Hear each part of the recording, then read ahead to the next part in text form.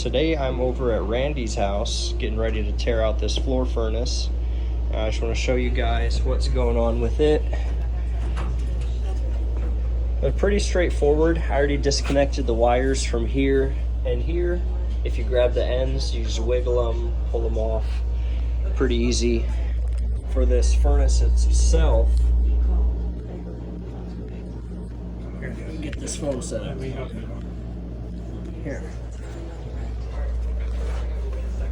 Just grab the case here, wiggle it straight up out.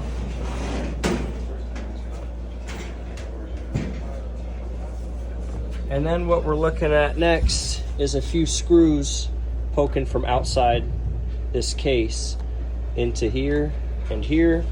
I believe there's some on this side too, but we're gonna have to go below the house and disconnect the gas before we continue any further.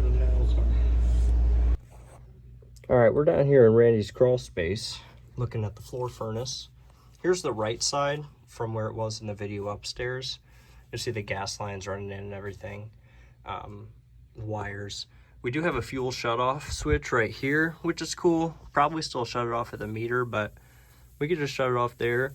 I'm not a plumber, but I know this pipe's 7/8 from the outside to outside, so I'm gonna go find a cap that'll match that. Shut the fuel off, purge the lines, bust this open, put some plumber's tape on there, cap it off, and then we can start taking this bad boy out of the floor. So for that, I'm just gonna show you, we got a couple screws, one on the outside here, probably another one on the other side holding that little plate on. Over here on this side, I believe it's the air intake. Sorry, my finger's in the way. Back this out. There we go. Now we can see better. This is the air intake. So we just have a couple of screws on either side. This one's missing, a couple on top, nothing on the bottom, but we'll take those off. This all should come off of there. And then I'm looking to try and figure out how this is attached in here. I really think it's just a couple of nails pinned on the other side of here. So we'll get to that after we take everything apart, but I'm gonna go ahead and do that and show you guys what it looks like. Gas line's disconnected, capped off with some Teflon tape in there. There was this wire here. The only thing we run into it was the red positive wire, which isn't hooked up to anything, and this beige wire.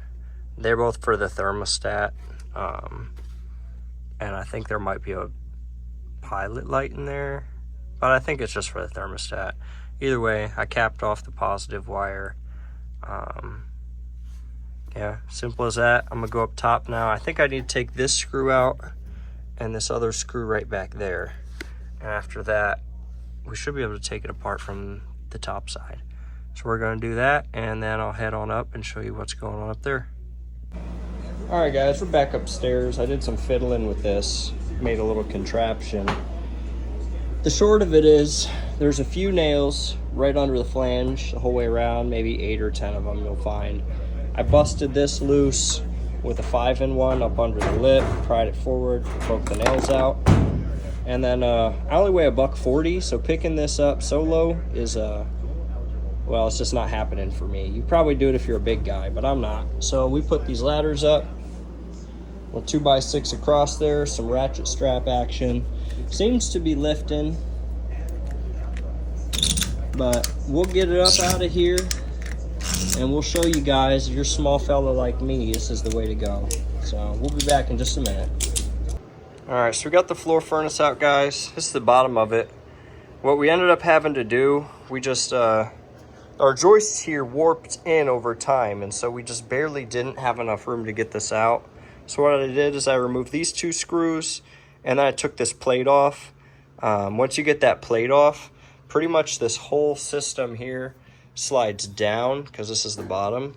And then once it all slides down, it's connected to this hose for the gas, the pilot sparker, and then this tube which has the grill in it for all the gas to come up through, whatever. Once you get this loose down here and pull it down, it's just going to slide straight back out of this hole. And once we got that out of there, we were able to push it up through. It was wedged in kind of tight, but it wasn't too bad, especially having one guy up top, one guy down below.